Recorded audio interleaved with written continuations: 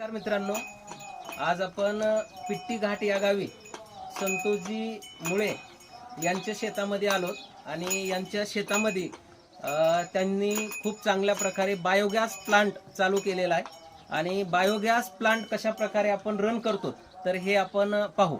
नीट biology शिकत असताना microbes in human welfare या चॅप्टरमध्ये बायोगॅस प्लांट आपल्यासाठी शिकण्याला आहे.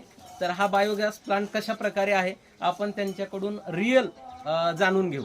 बर काका, बायोगॅस प्लांट साठी सगळ्यात महत्वाचं म्हणजे आपल्याला शेण लागतं. शेण लागतं, बरोबर आहे ना. आणि शेणाचा सोर्स म्हणजे काय, तुम्ही गोठ्यामध्ये गाई पाळलेल्या आहे, बरोबर आहे ना. आणि मग हे गाईचं शेण वापरून आपण हा प्लांट चालवतो.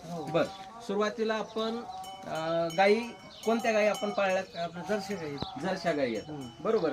आणि जर्शा गाईचं शेण आपण वापरतो. बर, आता आम्ही शिकत असताना बायोगॅस प्लांट मध्ये काय असतं, एक इनलेट असतो, बरोबर. त्याच्यानंतर एक कॉन्क्रीट टँक असते, त्याच्यानंतर आउटलेट असतं. तर आता गाईच्या शेणाच्या नंतर पुढची प्रोसेस आपण कशी करतो सांगता येईल तुम्हाला?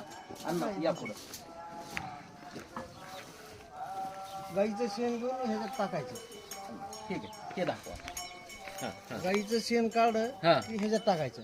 बर, मग ह्याच्यातनं पाणी आणि शेण दोन्ही मिक्स करून तिकडे जातं पलीकडे ह्या टाकीमध्ये. बरोबर, ह्या टाकीत जातो, इथं गॅस तयार होतो ह्या टाकीमध्ये. बर, काळी टाकी, ह्या काळ्या टाकीमध्ये गॅस तयार होतो. इकडे घ्या आणि ते गॅस तयार तिथून आउटलेट, पुन्हा जे गॅस तयार होऊन जे बाकीचं वेस्टेज शेण निघतंय, हो हो हो, तर ते आउटलेट द्वारे तिकडे बाहेर जाते. बर बर, अण्णा एक मिनिट इकडे दाखवा.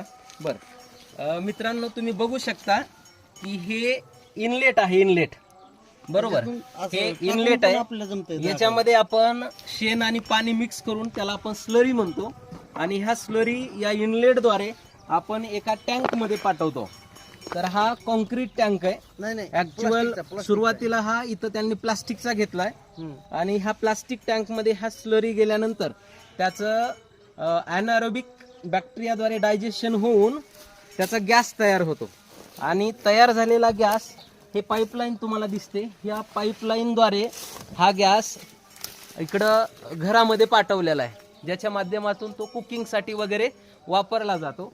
आणि वापरलेल्या ज्या स्लरी आहेत, तर वापरलेल्या स्लरी ह्या इकडं बाहेर पडतात.